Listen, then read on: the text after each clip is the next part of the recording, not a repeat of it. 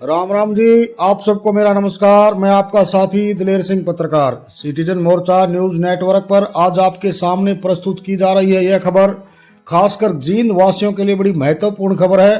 दरअसल ऐसा माना जाता है कि एक डीसी पूरे जिले का संवैधानिक कर्ता धर्ता होता है। सीधे और सरल शब्दों में कहें तो डीसी ही जिले का असली मालिक होता है। आज मंगलवार को जींद के डीसी मोहम्मद इमरान रजा नव वर्ष 2025 में पहली बार मीडिया से रूबरू हुए।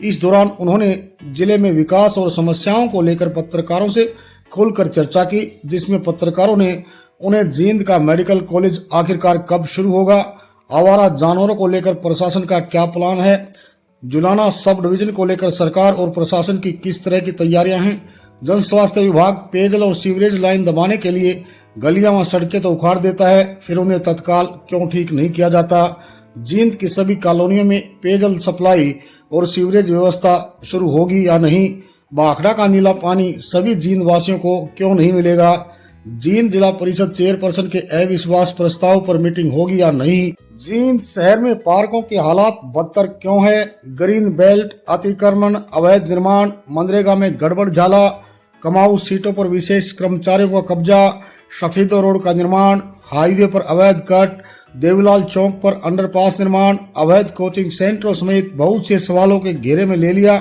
उपायुक्त को पत्रकारों से यह कहना पड़ा कि एक एक करके सवाल पूछें, सभी को जवाब मिलेगा।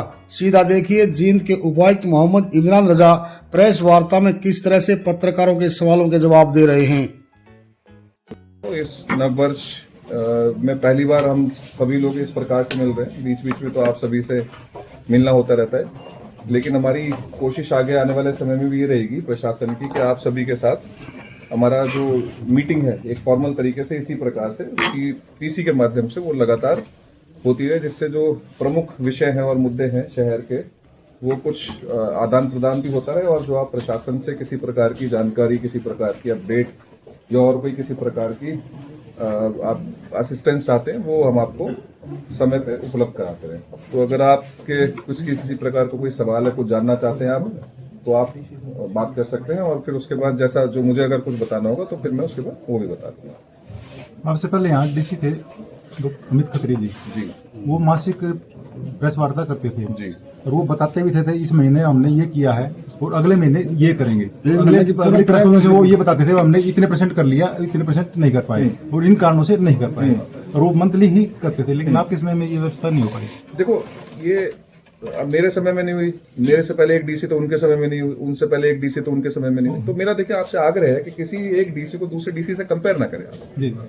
दूसरा, मैंने आपको पहले ही बता दिया कि हमारी आज के बाद ये कोशिश रहेगी कि हम इसी प्रकार से मंथली मिलें, हर महीने मिलें, और इसी प्रकार से जो शहर के, समाज के और बाकी प्रशासन से संबंधित कोई मुद्दे हैं उन पे हम जरूर चर्चा करेंगे। तो मेरा विषय यही था, सबसे पहले मैंने वार्ता अपनी इस बात से चालू करी है कि हम ये आने वाले समय में करते रहेंगे, और वो फॉर्मेट किस तरीके का वो इसी प्रकार का रहेगा कि जो हमने किया है वो हम आपको बताएंगे, जो करने वाले वो भी बताएंगे, और उससे संबंधित आपके कोई सवाल है उनका भी जवाब। दो विषय मैं रखना चाहूंगा आपके समक्ष जींद शहर को लेकर। एक तो सरकार की भी गाइडलाइन है, बोर्ड से भी पीछे डायरेक्शन हुआ था कि जो एकेडमीज हैं, जो शिक्षण संस्थान है, जो स्कूलों के अलावा वहाँ पे तमाम प्रकार की सुविधाएं, सुरक्षा की व्यवस्थाएं नहीं है, लेकिन वो जस की तस चली हुई है। और दूसरा सर मेरा सवाल ये है कि जींद शहर के चारों ओर लार्ज स्केल पे कंस्ट्रक्शन शुरू हो रहे हैं, तो उनको लेके क्या सीएलयूज हुई है या वो अवैध? मैं दोनों ही चीजों का जवाब देता हूँ आपको। पहली बात तो ये कि सरकार ने भी पीछे ही एक कोचिंग सेंटर्स के रजिस्ट्रेशन के लिए पॉलिसी निर्धारित की है, जिसमें डीसी की अध्यक्षता में कमेटी बनाई गई है। तो उसमें हमें एक पूरी प्रोसेस है, एसओपी दिए हुए हैं, जिसके तहत हमने जितने भी कोचिंग सेंटर्स है, जो आपको दिखता होगा इनफॉर्मल तरीके से, मेरे पास पीछे भी शिकायतें आती रही कि इनफॉर्मल तरीके से कोचिंग सेंटर चल रहे हैं, उसमें सुविधाओं का अभाव है, लेकिन एक मैकेनिज्म, कॉन्क्रीट मैकेनिज्म ना होने के कारण हम उन पर किसी प्रकार की ज्यादा कार्रवाई सुनिश्चित नहीं कर पाते थे, सिर्फ लॉ एंड ऑर्डर के पर्सपेक्टिव से ही देख पाते थे। लेकिन अब चूंकि सरकार ने एक पॉलिसी का निर्धारण कर दिया है और उसकी कमेटी गठित कर दी गई, उसकी कमेटी की मीटिंग जल्दी ही करेंगे। उस कमेटी को एक्टिवेट करके हम सभी न्यूज़पेपर के माध्यम से, आप सभी के माध्यम से, आम जन को भी, या कोचिंग सेंटर्स के जो मालिक हैं, हम उनको मौका देंगे जी, आप ये कागज पूरे करके, अपने डॉक्यूमेंट्स पूरे करके आप रजिस्ट्रेशन करा सकते हैं, और रजिस्ट्रेशन के बाद वो भी बाध्य होंगे और हम भी बाध्य होंगे उन जो मानक होंगे रजिस्ट्रेशन के उनको फॉलो करने के। तो इस पे कंट्रोल उन पे करना और ये सुनिश्चित करना कि किसी प्रकार का वहां पे किसी से जालसाजी ना हो, धोखेबाजी ना हो, या फिर किसी और सुविधाओं का अभाव के चलते किसी बच्चे का भविष्य हो, किसी का फिजिकल नुकसान हो, इस प्रकार की कोई घटना घटित ना हो, जिससे ऑब्वियसली एक समाज में भी गलत मैसेज जाता है। तो वो हम जल्दी ही सुनिश्चित कर लेंगे। मेरा मानना है जब हम आपसे नेक्स्ट टाइम मिलेंगे तो मैं इस बारे में आपको ये अपडेट दे पाऊंगा जी इतने कोचिंग सेंटर रजिस्टर हो गए, और हमने उन चीजों को इनके लिए बाध्य कर दिया है। दूसरी चीज, जहां तक आपने ये कहा कि इस बारे में देखिए, मैं आप सभी के संज्ञान में ये भी लाना चाहूंगा कि प्रशासन इसमें बहुत ज्यादा सीरियस है। जो जितनी अवैध कंस्ट्रक्शन हो रही, मैं आपको कुछ नाम भी लेना चाहूंगा जिनके लिए मैं पर्सनली भी ये मानता हूं कि जी इसको हटाना चाहिए, और ये एक हमारे लिए बहुत ही बड़ा लॉ एंड ऑर्डर का इशू भी है, समाज के लिए भी इशू है। Bus stand, new bus stand से लेकर सफीदो रोड तक, और फिर सफीदो रोड के दोनों साइड, अगर आप यहाँ सफीदो रोड पर उतर के आप अगर टूवर्ड्स आप पिलूखेड़ा जाते हो तो आपको दोनों साइड दिखता है अवैध कंस्ट्रक्शन है। इसमें दो कारण रहे कि जिसके चलते हम बहुत ज्यादा इसमें कार्रवाई नहीं कर पाए। पीछे अभी जो करंट डीटीपी हमें मिले थे वो किसी कारणवश वो 2 महीने छुट्टी चले गए अर्न लीव लेके। उनसे पहले जो एक डीटीपी थे उन्होंने कभी भी खास इस जीन की और कभी विषय पे इस पे ध्यान नहीं दिया कि क्या कार्रवाई करनी चाहिए। उनके पास 4 जिलों का चार्ज था और वो हमेशा उन्होंने कहा जी मैं आने में अक्षम हूं, मैं नहीं आ सकती हूँ। तो ये दोनों ही मुद्दे माननीय डिप्टी स्पीकर साहब के सम्मुख भी रखे गए थे, और उन्होंने एक ऑफिशियली उनको एक चिट्ठी भी जारी की थी, डिस्प्लेजर भी दिया था, प्रशासन की ओर से भी उन्हें डिस्प्लेजर दिया गया था। और यही सारी चीजें जो डायरेक्टर महोदय के सम्मुख जो है ये रखी गई थी। और पीछे क्योंकि ग्रैब 4 भी लगा हुआ था, ग्रैब 4 में आप सभी जानते हैं कि वो प्रदूषण के चलते उसमें किसी प्रकार की कंस्ट्रक्शन डिमोलिशन हम नहीं कर सकते। अब वो दोनों चीजें हट गई हैं। मेरी कल भी माननीय डायरेक्टर महोदय से बात हुई है। पानीपत के जो हमारे डीटीपी हैं उनको एडिशनल चार्ज दे दिया गया है, और ये आप सभी के माध्यम से भी मैं कहना चाहूंगा, इसमें किसी प्रकार की कोई गुंजाइश नहीं है, किसी प्रकार की कोई छूट नहीं है, किसी प्रकार का किसी के साथ कोई वो नहीं है, पक्षपात नहीं है।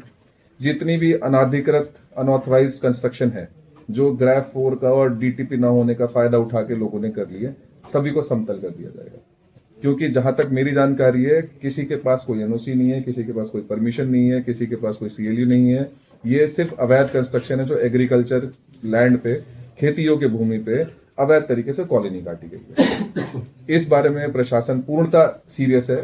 कार्रवाई ये इसलिए नहीं हो पाई क्योंकि सक्षम अधिकारी जो है वही जिले में हमारे पास हमारे डिस्पोजल पे मौजूद नहीं था। लेकिन अब क्योंकि चार्ज दे दिया गया है तो उसमें मुझे लगता है अगले जैसे ही वो, मुझे मेरा मानना है 1 या 2 दिन में वो ज्वाइन करेंगे। पानीपत के जो डीटीपी हैं उनके ज्वाइन करते ही नोटिस दिलवाया जाएगा। तो नोटिस की जो अवधि होती है हफ्ते या 10 दिन की जो भी होती है, उसके बाद आपको वही मेरा यही कहना है कि अगली प्रेस कॉन्फ्रेंस से पहले आपको इसमें अच्छी कार्रवाई देखने को मिल जाएगी। साहब जी, मेरा एक सवाल है कि नगर परिषद के में को जो ना पार्क वो दे दिए जाते हैं, और जो ठेकेदार है, मैंने अभी भी एक पार्क है हमारा अटल पार्क जो है सरकार की बहुत बड़ी योजना है, अभी उसका मैंने वीडियो भी काफी चलाया मैंने। वहां पे मतलब कम से कम भी 5 मौत हुए के कह सकते हैं। छोटी छोटी बच्चियों ने आपके नाम संदेश भेजा है वीडियो के अंदर, उसमें कोई किसी तरह कोई सुविधा नहीं है। 80,000 रुपये महीना जो है नगर परिषद ठेकेदार को पे कर रही है, तो ये बहुत बड़ी एक समस्या है, उस पर आप थोड़ा संज्ञान लें। मेरा ये मैं आपको बताना चाहूंगा कि इसमें ये मुद्दा जो है वो पीछे माननीय डिप्टी स्पीकर महोदय के एक साथ मीटिंग में भी ये मुद्दा सामने आया था, और उसमें निर्णय यही हुआ था कि जितनी भी संस्थाओं को हमने इस प्रकार के पार्क दे रखे हैं उनका एक रिव्यू कर लिया जाए। उस मीटिंग में डीएमसी महोदय भी मेरे साथ मौजूद थे, और हमने यही निर्णय लिया था कि पहले जिनको हमने संस्थाओं को दे रखे हैं पार्क, उनका एक रिव्यू कर लिया जाए, और जो जिन संस्थाओं ने अच्छा काम किया उनके साथ आगे हम अपना कोई भी अनुबंध है किसी प्रकार का कॉन्ट्रैक्टिंग वो करें, और जिन संस्थाओं ने हमारे साथ अच्छा कार्य नहीं किया है उनको हम ब्लैकलिस्ट ही कर दें। आने वाले समय में उनको किसी प्रकार का पार्क की रख रखाव का उनको दायित्व ना दिया जाए। शौचालय भी नहीं है, छोटी छोटी बच्ची नहीं, शौचालय है लेकिन ताला लगा हुआ है सर, इतना बड़ा शौचालय है। जिस समय मैं गया था उस टाइम भी ताला लगा था। मैंने उनसे कहा था जी आप इसको चालू कर दो, मैं एक बार देख लेता हूँ क्यों नहीं हुए। वो उसको हम कुन्नर सिनेमा के पास भी सामने शौचालय बंद कर रखा था, लोग लगा रखा था। सर एक जलवंत मुद्दा एक सर जलवंत मुद्दा जो जलवंत मुद्दा अब जी? खुला हुआ है करप्शन का मामला। हाँ। तो उसमें प्रशासन क्या कार्रवाई करे? देखिए अभी क्योंकि आप सभी जानते हैं कि ये एक सरकार की ओर से एक चिट्ठी आई थी जिसमें जीन के 12 पटवारियों का नाम था, और उनके नाम के आगे भी कुछ लिखा हुआ था कि इस प्रकार की चीजें ये करते हैं। अभी हमने प्रशासन को हमें थोड़ी सी क्लैरिटी की आवश्यकता है सरकार से लेने की कि किस प्रकार से इनके खिलाफ कार्रवाई किस प्रकार से सुनिश्चित करें।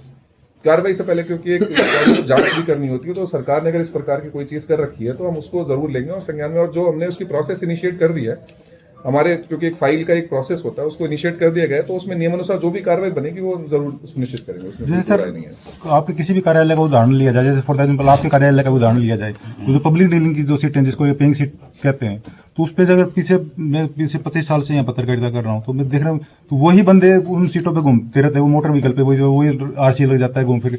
तो लेकिन जो कुछ बंदे ऐसे होते हैं जो केवल डिस्पैच क्लर्क पे ही रिटायर हो जाते हैं, तो उनको कभी इस तरह मौका नहीं मिलता। देखिए, मैं इसमें ये कहना चाहूंगा, पहली बात तो कि प्रशासन की नजर में कोई सीट पेइंग या नॉन पेइंग सीट नहीं होती है। हमारे लिए तो लगभग सारी सीटें एक बराबर होती हैं। लेकिन हाँ, जैसे कि आपने जिस प्रकार से कहा, मैंने भी इस प्रकार से देखा है कि कई लोग पिछले काफी सालों से हैं, पीछे हमने कुछ ट्रांसफर्स किए थे और ऐसे लोगों को हटाया था, आपने शायद आपके संज्ञान में आया हो। ये हम रूटीन में करते रहते हैं और मेरा ये मानना है कि हम हर 6 महीने में ट्रांसफर करें। तो आप ये भी हो सकता है कि हमारी एक हम इस प्रकार से हम देखते हैं कि जो कोई पेइंग सीट है, लेकिन ये भी हो सकता है कि वो अधिकारी या कर्मचारी कॉम्पिटेंट हो और वो अच्छा काम भी कर रहा हो। वो गिने चुने ही लोग होते हैं सर। वो ये जैसे यहाँ पर है फॉर एग्जाम्पल आरसी जींद है, वो आरसी ट्रांसफर होकर सफीदो चला जाता है, सफीदो से फिर वो 6 महीने में नहीं, ऐसा नहीं। हमने पीछे देखो, मैं आपसे कहना चाहूंगा, एक बार जो पीछे हमने ट्रांसफर किया, आप उसकी लिस्ट एक बार जरूर देखो। हमने कुछ ऐसे लोग भी जो शायद कभी आरसी और डीएलसी ने हमने शुरुआत इस तरीके से की थी, जो कभी नहीं रहे, उनको लगाया। जैसे आपका जो सरल केंद्र भी आप देखेंगे ना सर, आपका जो जींद का जो सरल केंद्र है, तो बाहर जो टाइपिस्ट वाले जो दलाली वाले लोग हैं, वो उनकी सीटों पे घूमते रहते हैं। सीसीटीवी फुटेज बहुत ज्यादा लोग हैं, वो दलाल बाहर जैसे लाइसेंस है वो 1 मिनट में बनवा देते हैं। एक चीज और कहूंगा कि हम जनरल कोई बात ना करें। दलाल सक्रिय, आप मुझे नाम दो, मैं उनके खिलाफ कर। नहीं, आप वो सीसीटीवी फुटेज देखो सर सरल केंद्र की, आप मुझे नाम दो ना कि दलाल को ये आदमी दलाली कर रहा है, आप मुझे नाम दो, मैं उसके खिलाफ कार्रवाई ये करूंगा। बाहर बैठे हैं लगभग।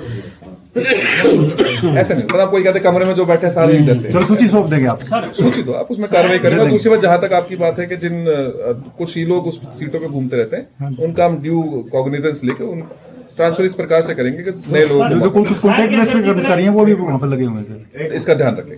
सर, जब पुराना बस अड्डा की है, खाली खड़ी है बिल्डिंग, उधर तो है ही, एक तो वहां नशे रहते हैं, तो उसमें मैं ऐसी व्यवस्था नहीं। हाँ, मैं आपको 2 चीजें बताता हूँ। इसमें हमने 2 चीजें प्लान करी हैं कि क्योंकि ये बिल्डिंग जो है अभी भी रोडवेज के अधीन आती है, तो रोडवेज से हमने एक प्रपोजल मांग लिया है कि इस बिल्डिंग को आप कंडम कराने की प्रोसेस इनिशिएट कर दें। प्रोसेस में चालू करने में ऐसा कार्रवाई करनी होती है कि PWD जो है इसको कंडम घोषित करेगा। कंडम घोषित करने के बाद इस बिल्डिंग को हम डिमोलिश कर देंगे।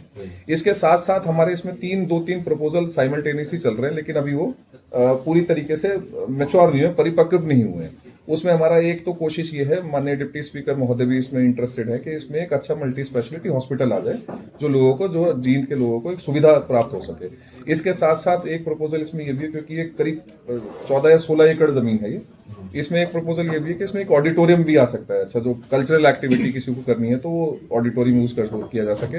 तीसरी एक चीज हम इसमें ये चाहते हैं, तीनों प्रोजेक्ट एक साथ भी आ सकते हैं इसमें, कि कुछ हिस्से में, क्योंकि आप देखते होंगे जींद का जो फायर स्टेशन है वो शहर के अंदर है, तो हम उसको कोशिश ये करते हैं JD7 पे किसी प्रकार से आ जाए, सो दैट, क्योंकि JD7 आपका मिनी बाईपास है, तो आने वाले समय में लोगों को वो भी सुविधा मिलेगी। इसके साथ साथ हमने पीछे, और मैंने और माननीय जो हमारे SP महोदय हैं, उन्होंने भी, हम लोगों ने ये कोशिश करी है इस प्रकार की कि हम इसमें कुछ राहगिरी टाइप का कोई एक्टिविटी चालू करें, सो दैट राहगिरी में हम पब्लिक क्लेम करती है उस जगह को। तो कोई अगर कोई नशेड़ी व्यक्ति है इस प्रकार का है, कोई एंटी सोशल एलिमेंट है, कोई असामाजिक तत्व है इस प्रकार के, तो उन लोगों को बाहर निकाल के पब्लिक को इस प्रकार की चीज सौंपे। तो उसमें पहला हमारी कवायद यही है कि इस बिल्डिंग को डिमोलिश कर दिया जाए, क्योंकि कंडम है, किसी काम की नहीं है, अदरवाइज भी नुकसान हो सकता है, और अदरवाइज एक बार डिमोलिश होने के बाद ये शहर के लोगों के काम आ सकता है। शहर के अंदर जितने सार्वजनिक शौचालय है लाखों रुपए से बनाए जाते हैं, लेकिन उनकी हालात देखेंगे तो बिल्कुल खस्ता। रानी तालाब के शौचालय की बात करें तो लंबे समय से हालात खराब है। इसका एक असेसमेंट हम करें। देखिए, पीछे भी ना भी सरकार ने, माननीय मुख्यमंत्री महोदय के साथ भी जो सभी DCs की उपायुक्तों की मीटिंग हुई थी, उसमें भी ये बात आई थी, और उसमें हमने खासकर इस बारे में ध्यान देना है कि एक तो वो टॉयलेट चालू हो, और वो खासकर महिलाओं के लिए और पुरुषों के लिए अलग अलग हो, और दोनों सफाई होती रहे और सुचारू रूप से चालू हो। तो इसकी एक, मैं थोड़ा जवाब दे दूं, तो इसकी हमने एक कवायद चालू कर दी है। DMC साहब के साथ मेरी मीटिंग हो चुकी है, हम सभी इस प्रकार के टॉयलेट आइडेंटिफाई करके और सभी को चालू कर रहे हैं। कुछ सैनिटेशन स्टाफ की कुछ कमी का वो जिक्र कर रहे थे, लेकिन हम पूरा सुनिश्चित करेंगे कि सुचारू रूप से चले। सर, जींद में मेडिकल कॉलेज पिछले 10 साल से बन रहा है, वो कब तक चालू होने चाहिए? देखिए, जितना उत्सुक आप है, उतना ही उत्सुक मैं भी हूँ। उसमें एक छोटी छोटी कोई टेक्निकल हिच होते हैं, क्योंकि आप जानते हैं कि ये department medical education and research बना रहा है उसको, और ये PWD की एक विंग है हमारी HSRDC, वो इसको कार्यान्वयन कर रही है। इसमें पीछे एक छोटी सी समस्या थी पानी से संबंधित, क्योंकि HSVP के जो भूमि है वहां से इनका पानी का इंतजाम करना था।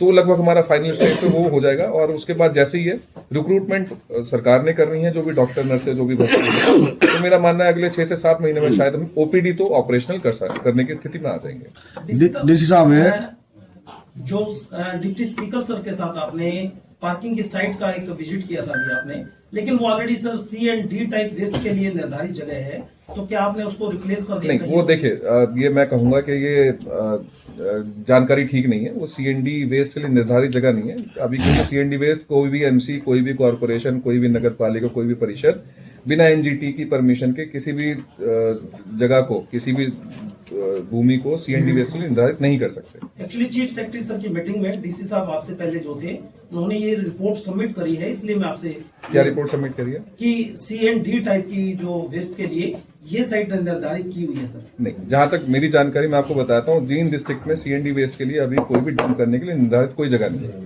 क्योंकि उद्देश्य सिर्फ C&D वेस्ट को डंप करने का नहीं होता या सॉलिड वेस्ट को डंप करने का नहीं होता, उसको प्रोसेस करने का होता है, उसको रिसाइकिल करने का होता है। तो अभी तक जींद शहर में C&D वेस्ट को रिसाइकिल करने के लिए, प्रोसेस करने के लिए कोई भी प्लांट नहीं है, और जहां तक मेरा जानता हूं मैं, वो परमिशन भी नहीं है।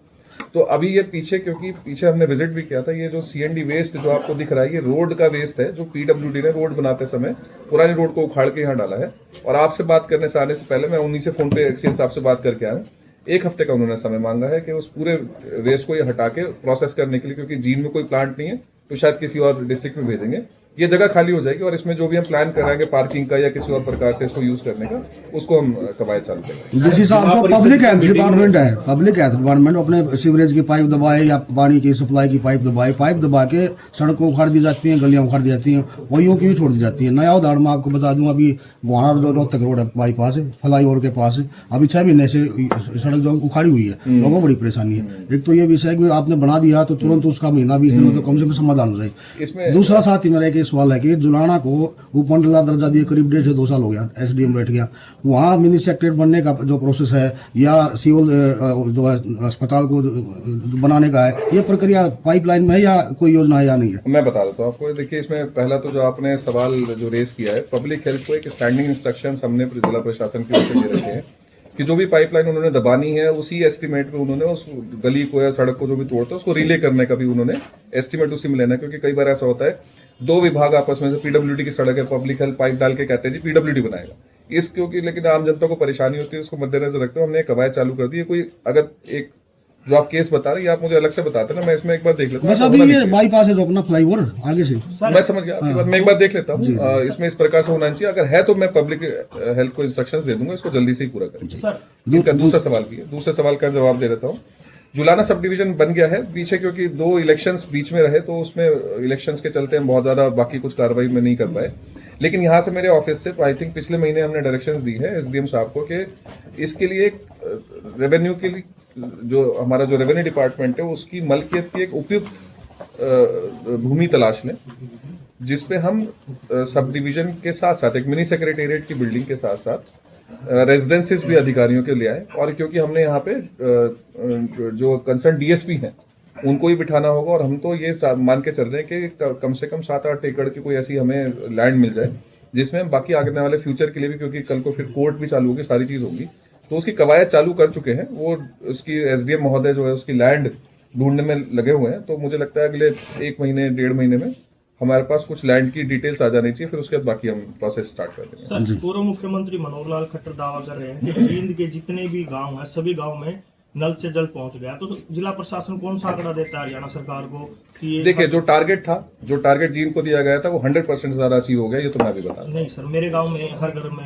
नल से जल नहीं है। वो देखिए, जो मैं वही कह रहा हूँ, जो टारगेट दिया गया था वो टारगेट हो गया है। कोई वन ऑफ कोई समस्या है तो देख लेंगे। शहरों में तो पहुंचा नहीं, शहरों में नहीं पहुंचा, शहर में नहीं पहुंचा। ऐसी है, बहुत सी दुनिया ऐसी है। मेरे इलाका पूरा कोर्ट के पीछे का साला नहीं, शहर के लिए देखो, आप जानते हैं जैसे उसका वाटर वर्क्स का, बड़ौदी वाटर वर्क्स का काम चालू हो चुका है।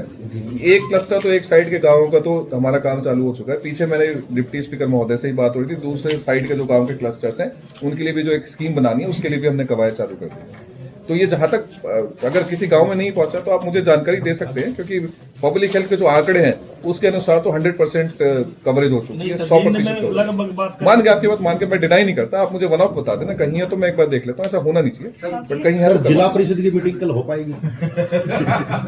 आपकी मीटिंग हो रही है मेरे साथ आज ये हो रही है तो कल वो भी होगी। हमारा मीडिया सेंटर है जी। और उसमें किसी प्रकार की सुविधा नहीं है जी। सोफे टूटे पड़े हैं, लैटरिन का बुरा हाल है, तो हम देश की समस्या उठा रहे हैं, लेकिन हमारे जो बैठने की 10 साल से उसमें सामान नहीं बदला, देखो, टूटी पड़ी। आप काइंडली इसको समझने की, मैं देखो समझता हूँ आपकी बात, मानता हूँ, लेकिन आप इस चीज को समझने की कोशिश करो। मेरे पास जिला प्रशासन के पास कोई डेडिकेटेड फंड नहीं है, अलग से कोई फंड नहीं है।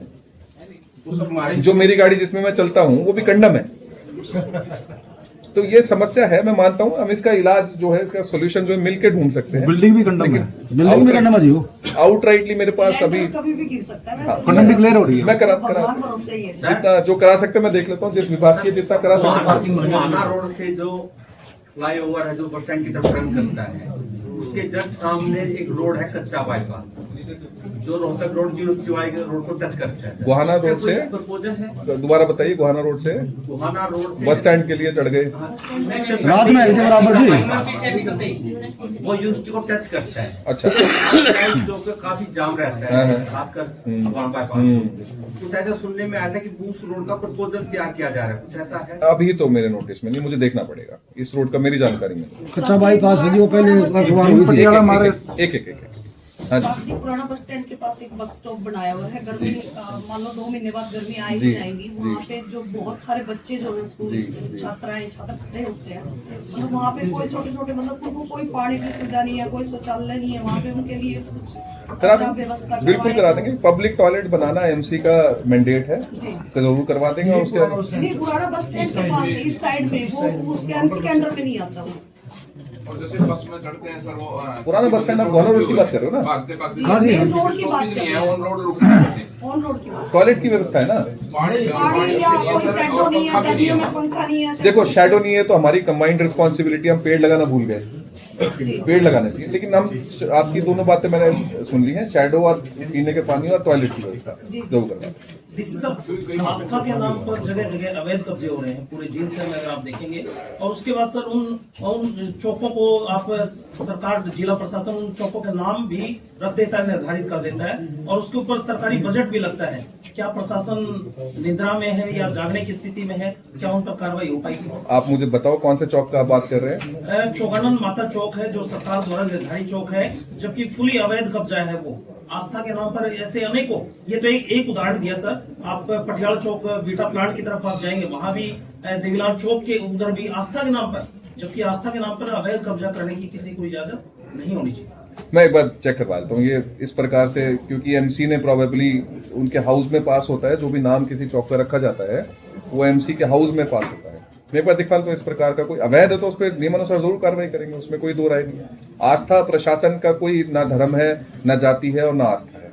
हमारी आस्था है संविधान में, और संविधान के अनुसार ही काम करते हैं। संविधान के तहत जितने कानून बने हैं, जितनी पॉलिसी बनी है, जितने नियम बने हैं, हम उस पर काम करते हैं। जी, भिवानी रोड अंडरपास जी हाँ, तो उसके जो बनने का है वो काफी लंबा, काफी समय ले चुका है, लोगों को भारी परेशानी का सामना करना पड़ता है। वो बाईपास से घूम के फाटे टू उस पार जाना पड़ता है। ये आपने एक महत्वपूर्ण विषय है और महत्वपूर्ण मुद्दा है आपने रेस किया है। मैंने इसमें अगले हफ्ते 10 दिन के अंदर मेरा एक मीटिंग करने का, अपनी चेयरमैनशिप में कराने का एक मैंने प्लान भी किया हुआ था।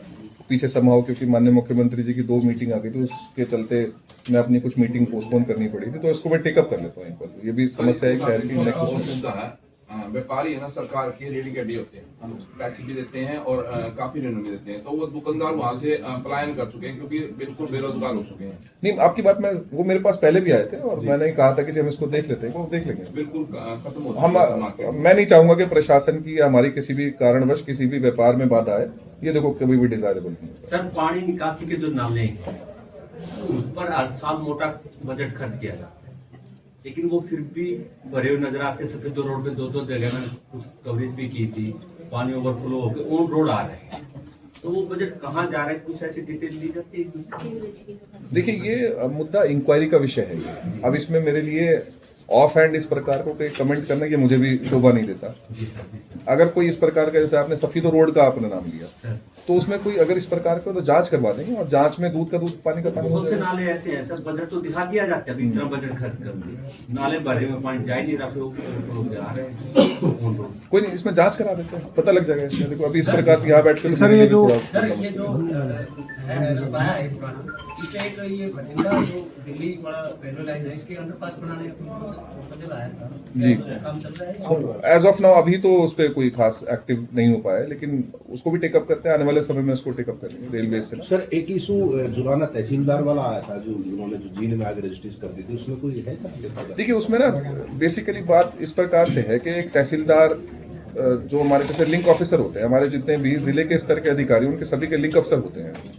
तो लिंक अफसर अगर नहीं है किसी भी कारणवश, तो अगर कोई इमरजेंसी का काम है तो वो लिंक अफसर कर सकता है। मान लीजिए मैं मौजूद नहीं हूँ और डीसी के बिहाफ पे कोई काम कर रहा है, तो एडीसी लिंक ऑफिसर वो डेजिग्नेटेड है। तो उन्होंने, जो मेरे संज्ञान में आया कि जींद में, क्योंकि मनोज अलावत जी जो थे, उन्होंने रिजाइन कर दिया और वो यहाँ से चले गए थे, तो कार्य के प्रेशर को देखते हुए उन्होंने आके कुछ रजिस्ट्रियां की हैं, जिसकी मैंने रिपोर्ट भी ली है। ये मेरे संज्ञान में बात बाद में आई। तो मेरा ये कहना था कि जी, मैं अगर स्टेशन पे हूँ, डीसी है, तो आपको परमिशन लेनी चाहिए।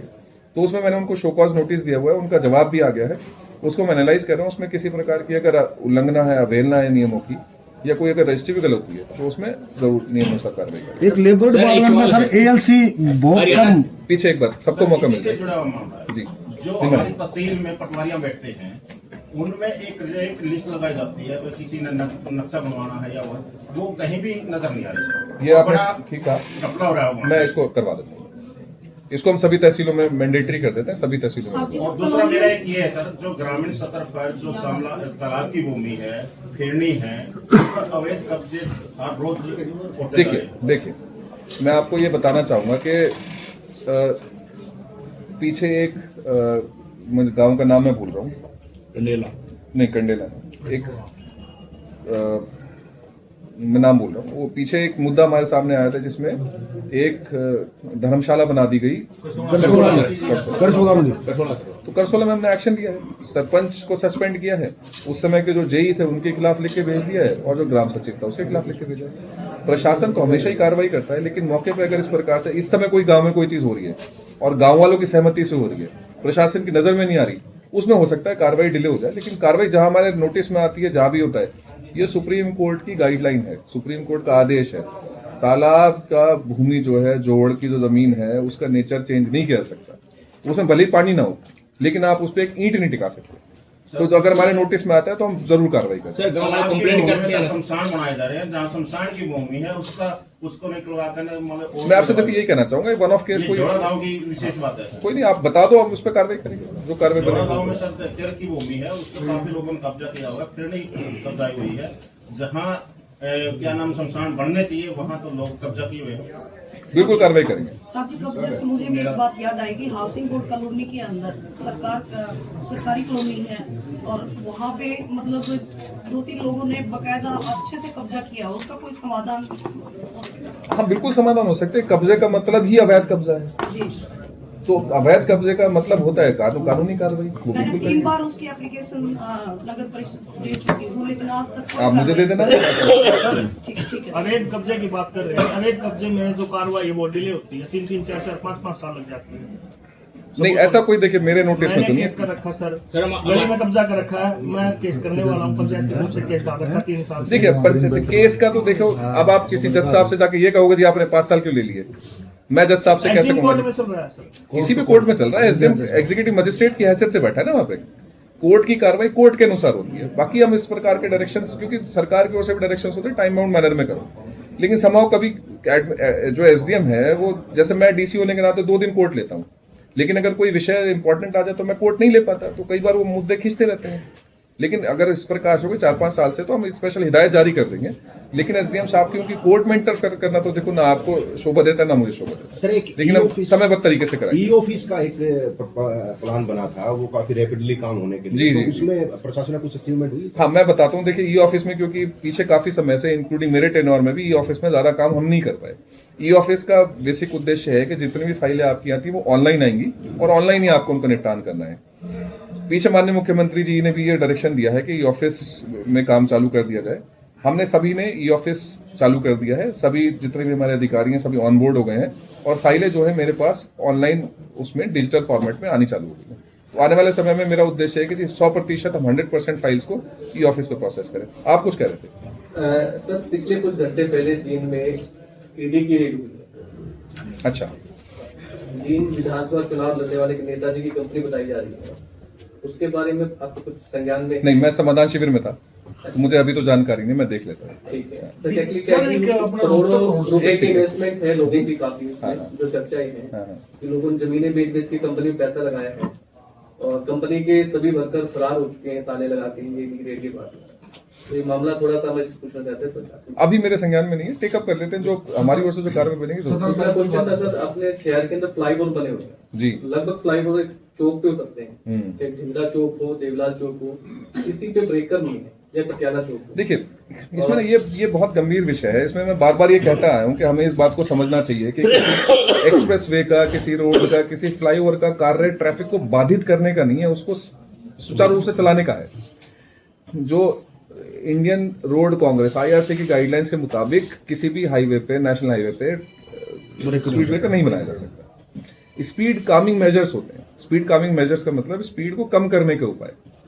तो वो आपके कैटाइज भी हो सकती हैं, आपके साइनेजेस भी हो सकते हैं। उस प्रकार की जो भी समस्याएं, हम डिस्ट्रिक्ट रोड सेफ्टी कमेटी की मीटिंग होती है हमारे हर माह और हम यही मुद्दे टेकअप करते हैं। कहीं इस प्रकार की आवश्यकता है तो हम कैटाइज वगैरह वो सब तो ले सकते हैं, लेकिन आधिकारिक तौर पे मैं अलाउ करूं या हमारी किसी की पावर नहीं है कि हम नेशनल हाईवे के ऊपर, किसी स्टेट हाईवे के ऊपर हम स्पीड ब्रेकर बनवा सकें। सर, बंदर पकड़ो अभियान पे सवाल उठे थे, पार्षदों ने भी उठाए, फिर डिप्टी स्पीकर साहब ने भी कभी इसकी जांच कराएंगे विजिलेंस। इसकी जांच मैं बता देता हूँ। डिप्टी स्पीकर महोदय ने CS को, ये चीफ सेक्रेटरी महोदय को इस बारे में विजिलेंस की जांच कराने के लिए चिट्ठी लिख के भेज दी है और वहां से डायरेक्शंस आने ही वाले हैं। जैसी डायरेक्शंस आएंगे, क्योंकि विजिलेंस ने अगर जांच करनी है तो विजिलेंस एक इंडिपेंडेंट एजेंसी होती है, एंटी करप्शन ब्यूरो, वो जो भी जांच करेंगे, यहाँ जो भी रिकॉर्ड हमें देना होगा हम जरूर प्रोवाइड कराएंगे। तो जिला प्रशासन खासकर आपकी ओर से कोई विशेष जांच नहीं करवाएगी? चलो वो नहीं, क्योंकि देखिए जिला विजिलेंस जो है वो एक इंडिपेंडेंट एजेंसी है, जिला प्रशासन से अलग ही है, डिफरेंट है।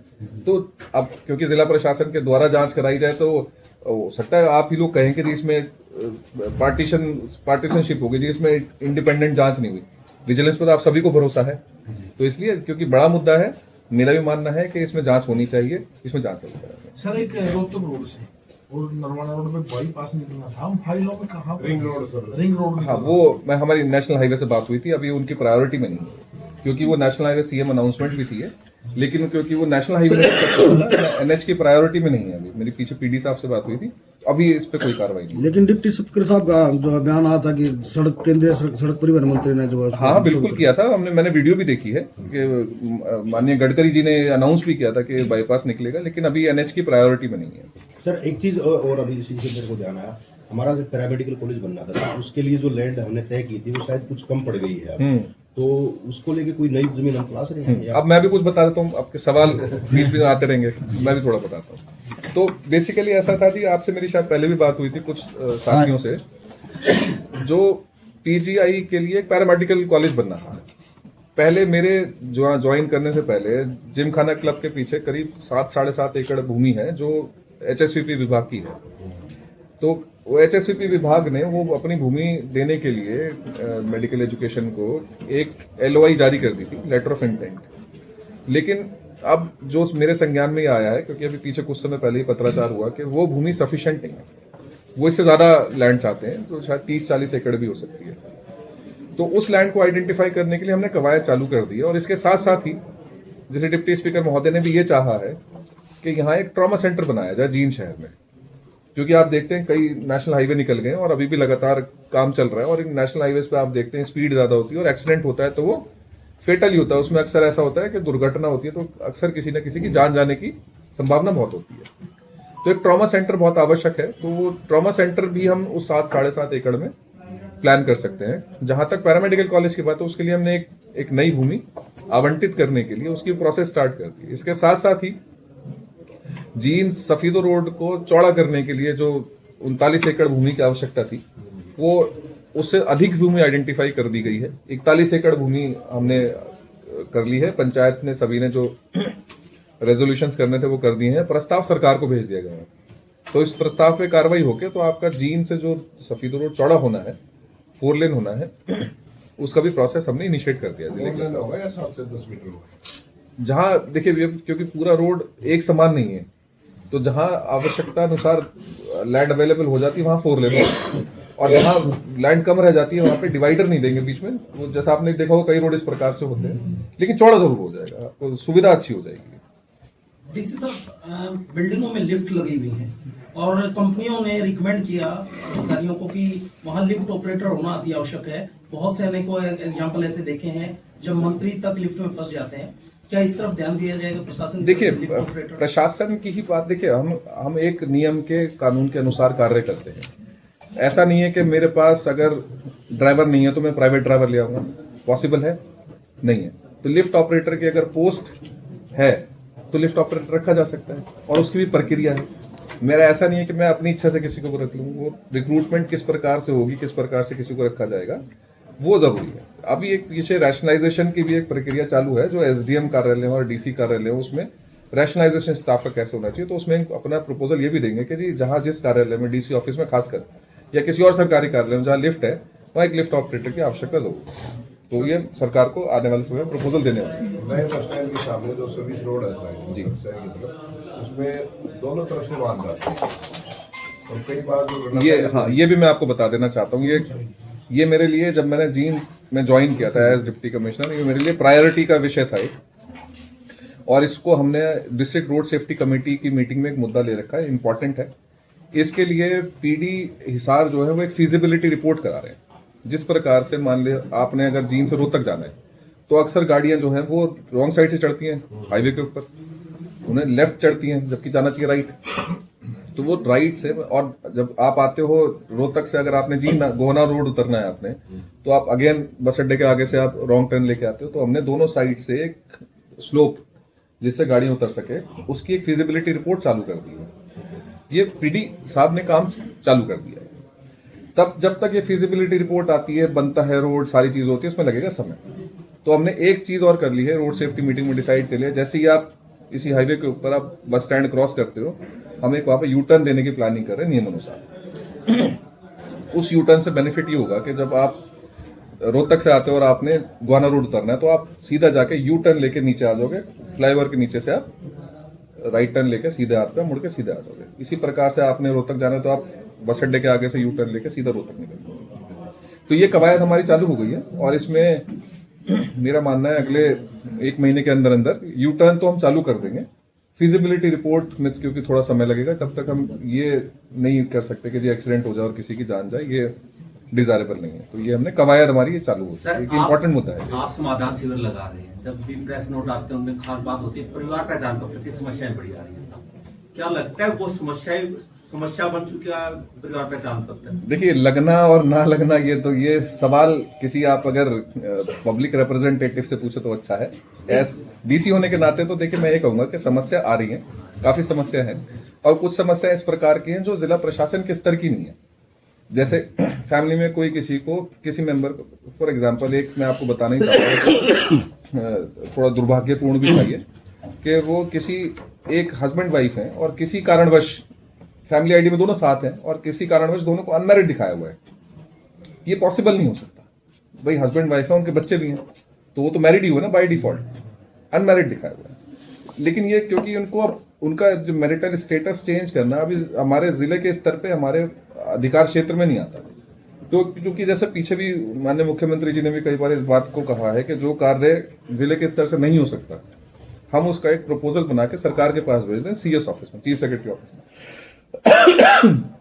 तो इस प्रकार की जो समस्या जिले के स्तर पर नहीं हल हो सकती परिवार पहचान पत्र से रिलेटेड, वो हम ऊपर भेजते हैं और उनका निवारण भी होता है।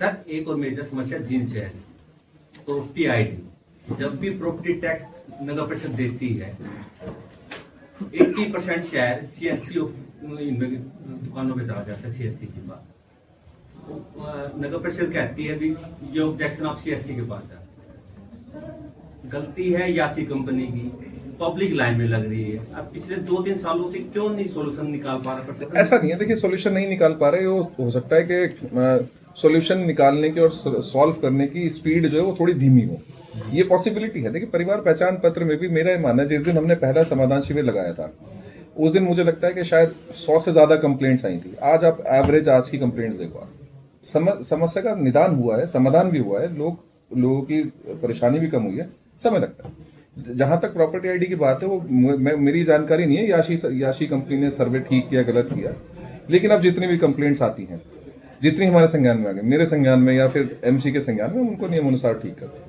और बाकी ये थोड़ा बड़े लेवल का विषय है क्योंकि इसमें यूएलबी डिपार्टमेंट की ओर से भी हमें काफी सारी हेल्प चाहिए होती है, तो जो हमारे स्तर से हो सकता है हम करते, नहीं तो ऊपर भेजते हैं।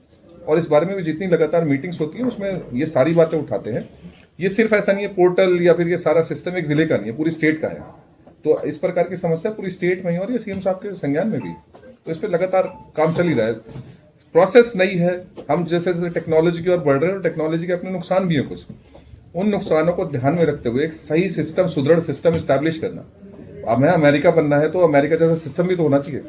उन सिस्टम को ये जब अमेरिका ने शायद सिस्टम ये आज से 50 साल 100 साल 150 साल पहले जब चालू किए होंगे, उनको सामने भी समस्या आएंगी। तो हमारा उद्देश्य हम सभी का ये है कि इन सिस्टमों को सुदृढ़ बनाए, धीरे धीरे सुदृढ़ बन भी रहा है। जैसे अब आपने देखा होगा इस प्रकार के साइबर क्राइम बहुत बढ़ गए, डिजिटल अरेस्ट के इस प्रकार के आप केसेस देख रहे हो बहुत बढ़ गए, लेकिन अवेयरनेस अब धीरे धीरे इतनी ज्यादा बढ़ा दी है कि अब लोग बहुत अवेयर हो रहे हैं धीरे धीरे। तो समस्याएं हैं, समस्या के साथ साथ उसका निदान नहीं होगा। पहले तो नहीं होते थे जब तक ये फोन नहीं थे, तो जब टेक्नोलॉजी आएगी तो उसके साथ उसकी कुछ नेगेटिव एस्पेक्ट्स भी है। तो हमारा उद्देश्य सभी का मिलकर होना चाहिए। जो प्रॉपर्टी आईडी है या फैमिली आईडी है, इसमें लगातार सुधार हो रहा है, लगातार सुधार। नंदीशाला को शिफ्ट करने की कोई योजना है? इस प्रकार से देखिए कि ये हॉर्टिकल्चर विभाग की जमीन है, लगभग 22 एकड़ रोड के दोनों साइड। तो इसमें डिप्टी स्पीकर महोदय ने भी चाहा है और एक भारत सरकार की स्कीम भी है। ये इसमें हम चाहते हैं कि जी एक आयुष का बोटेनिकल गार्डन, नर्सरी कुछ इस प्रकार से शहर वासियों के लिए एक ऐसी सुविधा उपलब्ध हो, क्योंकि बीच शहर में कोई पार्क नहीं है। पार्क जो होते हैं, ग्रीनरी, ये हमारे लंग्स होते हैं किसी शहर के। तो इसको कोशिश हमारी ये है कि जी इसको पूरे को डेवलप किया जाए। और लगभग 12 एकड़ में नंदीशाला है। नंदीशाला का उद्देश्य है नंदियों के लिए एक अच्छा एनवायरनमेंट देना, खाने पीने की व्यवस्था करना और उनके घूमने फिरने के लिए इंतजाम करना। वो हम शहर के बाहर किसी पंचायत की भूमि में कर सकते हैं, जरूरी नहीं है कि शहर की भूमि इस्तेमाल की जाए। तो इसका प्रपोजल सर्टेनली है, इसको हमने टेकअप कर लिया है। सिर्फ नंदीशाला के शहर में काफी है, उसके बावजूद आवारा पशु रोड पर बहुत ज्यादा है। इसमें देखिए कुछ कमी तो आई है, आप मानते हो? बहुत ज्यादा कमी आई। बंदरों में भी कमी आएगी, क्योंकि हमने वो तो जो देखिए जो इंक्वायरी का विषय है वो इंक्वायरी का विषय है, उसमें किसी ने अगर गलत किया तो नियमानुसार कार्रवाई होगी। लेकिन हम आने वाले समय ये नहीं कह सकते जब बंदरों पे या आवारा पशुओं पे कार्रवाई नहीं करेंगे, वो दोनों चीज चल रही है। सर कितनी कमी आई है जो पशु आज भी आवारा फिर रहे हैं? 80%। आप बताओ। 80% हम हाथ रोड पे देखते हैं, रात को तो निकलना मुश्किल हो जाता है। 80% तक कमी, 80% से ज्यादा 80% तक कमी आई है। सर आज भी हम कैथल रोड पे देखते हैं ना, रात को निकलते समय कैथल रोड पे नगूरा में जमा आंतक रहता है। देखो वो एमसी से बाहर की बात, ये देखो आवारा पशु तो हर सड़कों पे है सर, हर ग्राम। नहीं देखो वो तो आपकी बात ठीक है, आवारा पशु तो सब जगह है, लेकिन एमसी तो अपने कार्य क्षेत्र में काम करेगा ना। और हमारे ये गौशाला और नंदीशाला जो भी है ना, हमारे कई सारे इश्यूज और भी होते हैं उनके साथ में। खाने पीने की चारे की व्यवस्था, आप किसी गौशाला में 3000 पशुओं की व्यवस्था हम कर सकते हैं, उसमें 4000 ठूस दोगे तो अब उनकी तो जीना दूभर हो जाएगा। इस पे भी कार्य हमारा चल रहा है। और हमारा ये जो बीड़ के पास एक आपने देखा होगा ये श्री कृष्ण गौशाला है, उसको भी एक्सपैंड करने की और उसमें और पशु और जितने भी हमारे गौ हैं उनको भेजने की हमारी कवायद चालू है। लगभग मेरा मानना है जो जैसा आप सभी ने कहा 80%, मैं कहता हूँ चलो फिर भी आप इसको 60% 70% कहो, कमी जरूर आई है। बंदरों में काफी वो है सर, बंदरों में रोष है।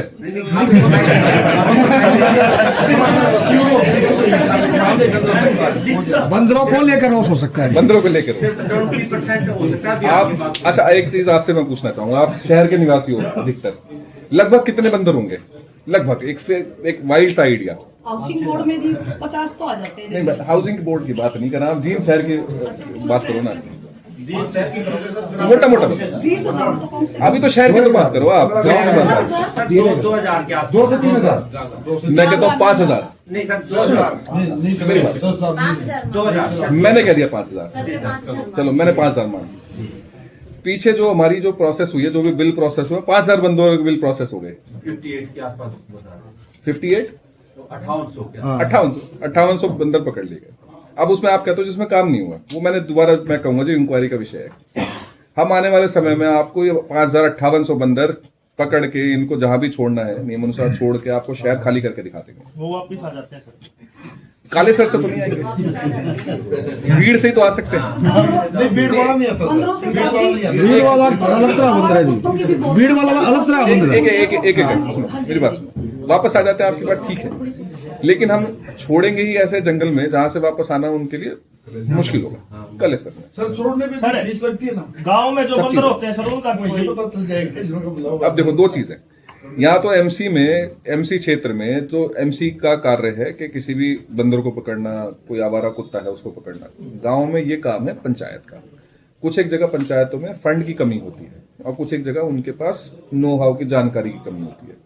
तो ये पहले एक बार एमसी से कर ले, एमसी के साथ साथ ही गांव में जहां हो सकता है, जहां पैसे वहां, जहां ग्राम सभा इस बारे में, क्योंकि ग्राम सभा एक लोकल गवर्निंग बॉडी है अपनी। ये भी एमसी वाले भी खुद ऐसे नहीं करते, हाउस करता है। हाउस कौन है? इलेक्टेड लोग हैं, आपके और हमारे रिप्रेजेंटेटिव है। इसी प्रकार से ग्राम सभा में इलेक्टेड होते, इलेक्शन ही होता है, वो भी आपके और हमारे प्रतिनिधि हैं। तो एक बार एमसी से चालू कर दें, और मैं आपको आश्वासन देता हूं, आप ये सब मान के चलो।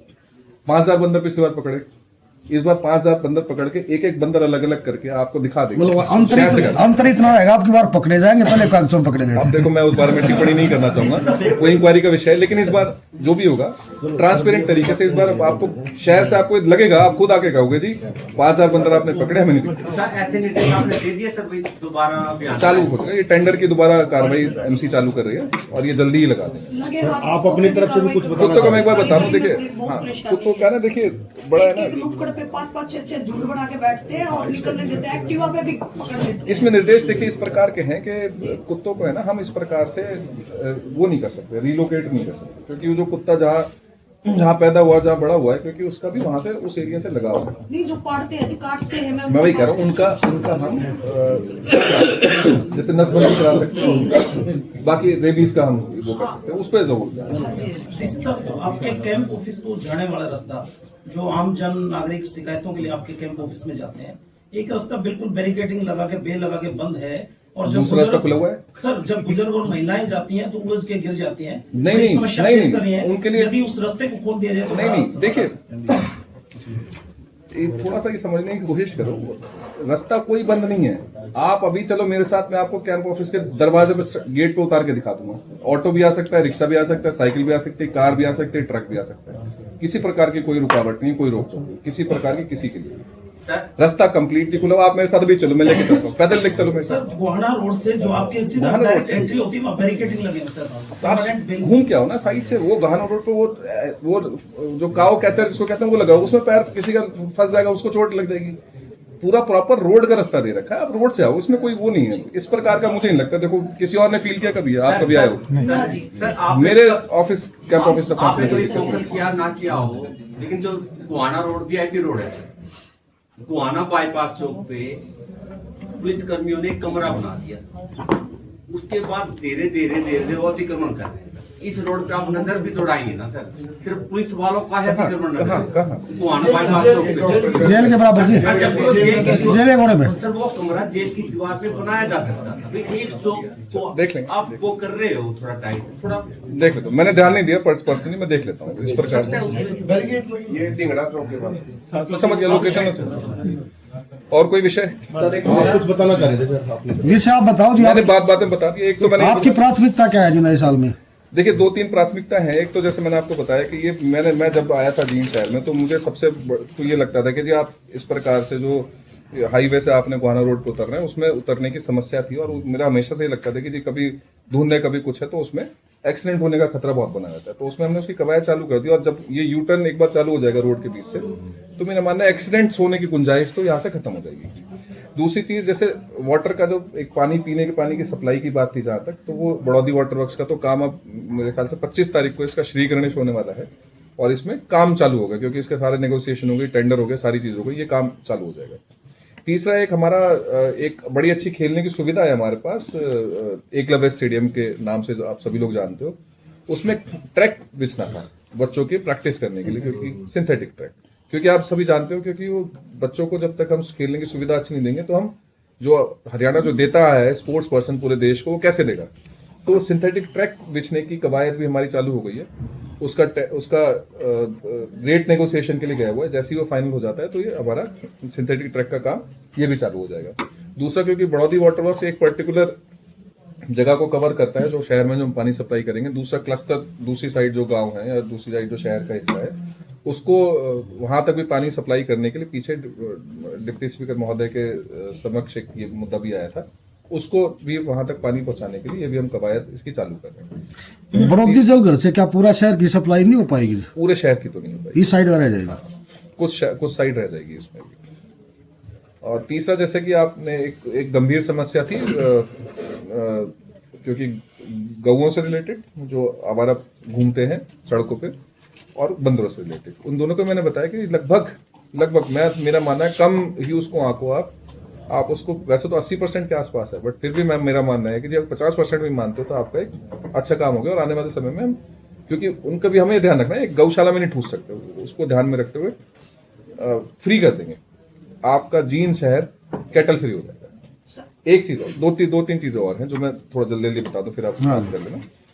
एक शहर में समस्या, जैसे मैंने आपको बीच में बात करते करते बता दिया, एक उद्देश्य हमारा ये कि जब हम फायर स्टेशन को बाहर लिया है, कहीं आग लगती है इमरजेंसी में, ये गाड़ी नहीं पहुंच पाती, निकलने में समय लग जाता है, तो थोड़ा जैसे मिनी बाईपास पे आ जाएगा तो निकलने में आसानी होगी। एक हमारा आपको शहर के बीच में मल्टी स्टोरी पार्किंग, आप देखा होगा, अब शहर में कोई शिकायत करे जी मार्केट के बीच में गाड़ियां खड़ी हैं, अब लोग शॉपिंग करने आएंगे, सामान खरीदने आएंगे, मार्केट यही है, पुराने शहर में जाएंगे, उनको गाड़ी खड़ी करने की जगह नहीं, कहां लेके खड़ी करेंगे, ऐसा नहीं है 2 किलोमीटर खड़ी करके फिर रिक्शा से आएगा। तो हमने पार्किंग की, मल्टी लेवल पार्किंग के लिए भी हमने एक प्रोसेस इनिशिएट करी है। हमारा कुछ प्लान इस प्रकार से है कि हम जो अगर फायर स्टेशन शिफ्ट करेंगे वहां पे मल्टी लेवल पार्किंग लेके आ सकते हैं, वो जगह उपयुक्त नहीं की तो कोई और जगह हम फाइनल करेंगे। और एक उसके साथ ही, जैसे अभी पीछे आपने देखा होगा, आप सभी लोग मौजूद थे, काफी साथी मौजूद थे, ये जो एमसी की जमीन पड़ी है गुरुद्वारे के साथ, उसमें हम पार्किंग का एक प्लान कर रहे हैं। उसमें हमें ये भी था कि अतिक्रमण होने की भी आशंका उसमें बनी रहती है, तो उसमें जल्दी हो जाएगा। वो पीडब्ल्यूडी से जैसे भी वो सीएनडी वेस्ट हटा के उसको पार्किंग के रूप में डेवलप कर देंगे, सुंदर एक जगह स्थान उसको उस प्रकार से डेवलप कर देंगे। आप कुछ कह रहे थे सर? एक लास्ट जी मनरेगा से जुड़ा हुआ, मनरेगा में हाजिरी ऑनलाइन लगती है, उसके बाद भी फर्जी हाजिरी लगाई जा रही है, और ये मामला मालवी गांव में आया जुलाना में, मैं जांच करवा लेता हूँ, मैं बिल्कुल अधिकारी ने जांच करके ने और शिकायतकर्ता को वहां पर बुलाना भी मुनासिब नहीं। कोई दिक्कत नहीं है, मैं एक सीनियर अधिकारी से जांच करा दूंगा ना, जो विश्वास पात्र हो उससे जांच करा दूंगा। सर इतना गंभीर और संगीन मामला बिल्कुल करा देंगे जी, ये तो इसमें फाइनेंशियल फ्रॉड बनता है अगर इस प्रकार की बात है तो। डी प्लान का पैसा नहीं, डी प्लान का मैं आपको बता दूं, हमारे पास अब पैसा नहीं बचा, वो धीमी गति आपको इसलिए दिख रही है, वो कमिटेड फंड है, हो सकता है काम चालू नहीं हो, लेकिन हमने फंड एलोकेट कर दिया, वो लैब्स हमारे पास अब मेरे ख्याल से मात्र शायद 12-15 लाख रुपए बचे हैं, क्योंकि आज भी कोई आया था कि जी डी प्लान में पैसा दे दो, तो मैंने चेक किया तो हमारे पास पैसा नहीं बचा है, वो कमिटेड फंड है, मतलब कमिट हो गया है, उस काम के लिए एलोकेट हो गया है। जो 21 करोड़ रुपए थे उसमें से मैं मेरे ख्याल में 12% कि वो हो पाए थे वगैरह या काम नहीं वो तो 2.5 बचे हैं सर उसमें। नहीं आप सारा मोर देन 80% तो काम अभी चालू कर देंगे, वो लास्ट स्टेज पे ये लगभग वो फंड लैप्स नहीं होने चाहिए सर, वो लगभग 12-15 लाख उसमें बचा। सर एकलव्य स्टेडियम की बात, सर एक इनकी फिर एकलव्य स्टेडियम की बात कर रहे थे, सिंथेटिक ट्रैक की, ये एकलव्य स्टेडियम में जनसभाएं रैली की जाती हैं, बच्चों को भी परेशानियां होती हैं, तो कोई अलग जगह नहीं बनाई जा सकती जनसभा रैली? सिंथेटिक ट्रैक बनने के बाद तो उसमें आप और मैं भी सोच के कदम रखेंगे कि खराब ना हो जाए, भाई करोड़ों रुपए की संपत्ति है, खराब तो नहीं होने देंगे, तो वो पब्लिक रैली जो भी होगी उसके लिए कोई और स्थल निर्धारित कर देंगे, वो तो है ही, आप सभी लोग सब समझते हैं इस बात से। एक सर आपको भी ध्यान में होगा, ग्रीन बेल्ट जो गोहाना रोड की, ये काफी उजड़ी हुई है, आप जाके देखो भी, मैं आपसे आग्रह एक बार थोड़ा नजर मारो, सफाई कराइए इसकी। और नहीं ग्रीन नहीं, बेल्ट को सफाई की ठीक है सर, पेड़ पौधे जो पहले थी ना 4-5 साल पहले, ये भी एक पब्लिक है जो पाइप दबाए थे, उसके बाद से मामला खराब है। मैं वही कह रहा हूँ। हाँ जी। अभी मेरा तो देखो ये कहूंगा, मैं आपको अंदर की बात बताता हूँ। डिप्टी स्पीकर साहब, मैं और डीएमसी साहब बैठे हुए तो हमने डिसाइड ये कहते जी ये रोड तो कम से कम एक रोड, जिसको आप वीआईपी रोड कह रहे हो, हाँ बिल्कुल जी। कि इसको ऐसा बना दे कोई एंटर कर देगा चंडीगढ़ आगे, अच्छा लगता है, कर देंगे इस तरीके से। हमारा यही प्लान है कि जी पूरी ग्रीन बेल्ट को इस प्रकार कम से कम एक रोड तो सही बात है। इस पे एनक्रोचमेंट आपने देखा, ये पीछे चौक का नाम क्या है अपना, ये सीआरएसयू यूनिवर्सिटी के लिए मुड़ते हैं, देखा आपने। इसके साथ साथ ही आपने देखा ये ओल्ड बस स्टैंड के आसपास पीछे कुछ लोग जो जैसे ऐसे टाइलें बिछा रहे हैं, कुछ लोगों ने कब्जे भी कर लिए हैं, सारा रिमूव। या आपको चलने के लिए, पैदल व्यक्ति के लिए चलने के लिए बड़ा एक अच्छा एक्सपीरियंस मिलेगा आपको। चौक पे बड़ा अच्छा रिजल्ट आया था, सारा आएगा, सारा आएगा। सर जो पुलिस के जो वो है ना सर, पुलिस पोस्ट, उस द्वार, अच्छा आप उसी की बात कर रहे हो, मैं समझ। चौक पे है सर वो चलो,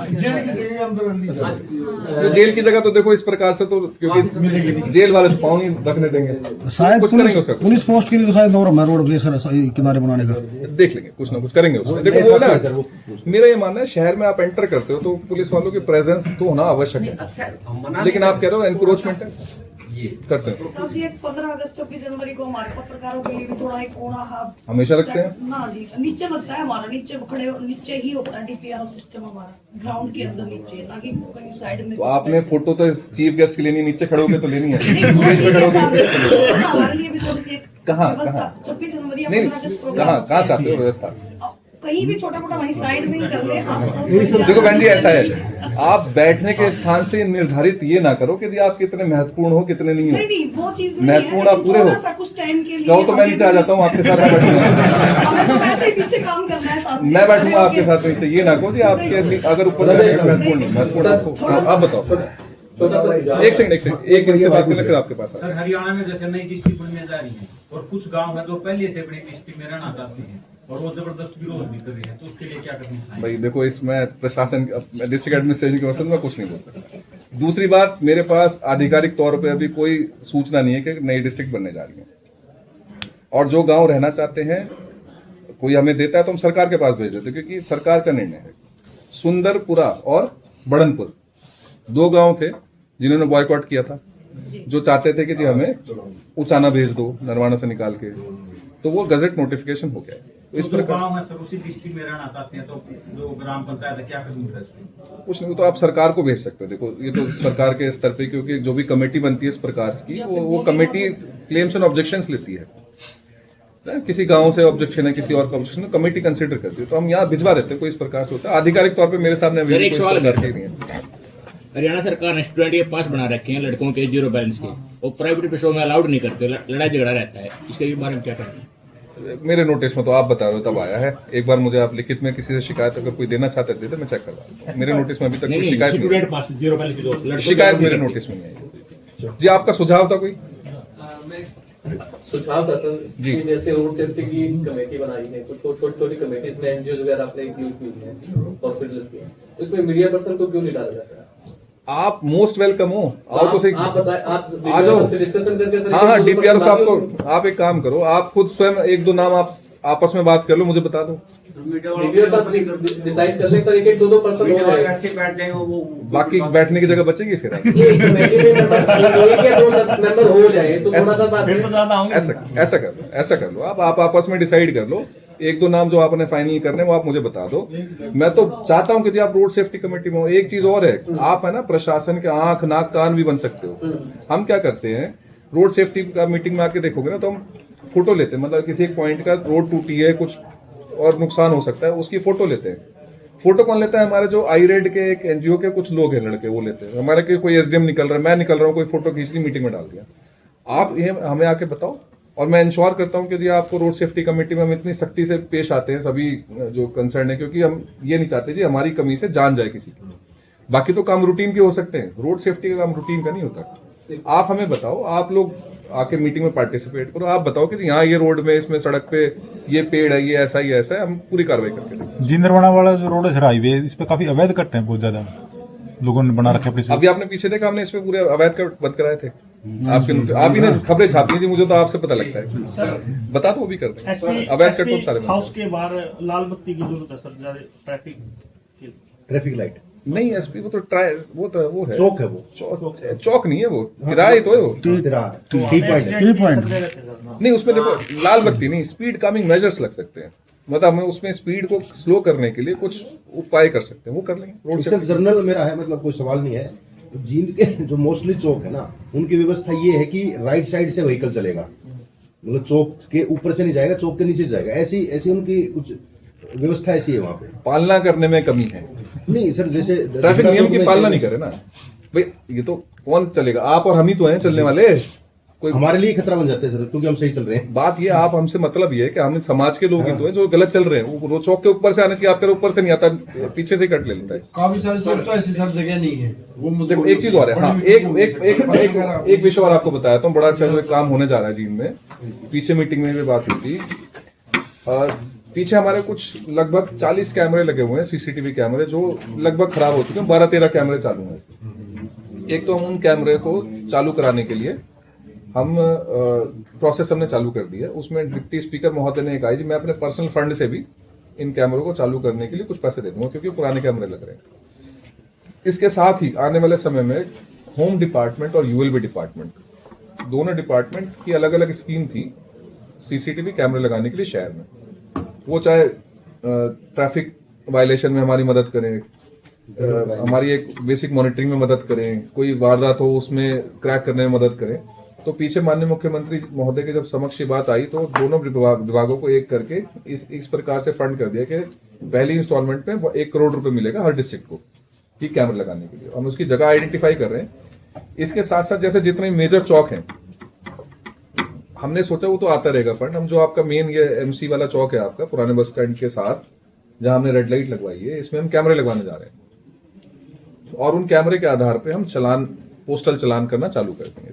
तो उससे ना जो ट्रैफिक की एक सेंस है और जो नियमों की पालना करना है, ये लोगों में धीरे धीरे जागरूकता भी आएगी और समझ भी आएगी। चलान आपके घर आएगा तो आप कहोगे जी ये कैसे आ गया, ये आगे से नहीं निकलूंगा ऐसे। तो ये हम करने वाले हैं और इससे ना आने वाले समय में आपको एक सुरक्षा की जो भावना है ये भी आपको मिलेगी, क्योंकि ये कैमरे होने से आपको सुख सुविधा बहुत हो जाएगी हम सभी को।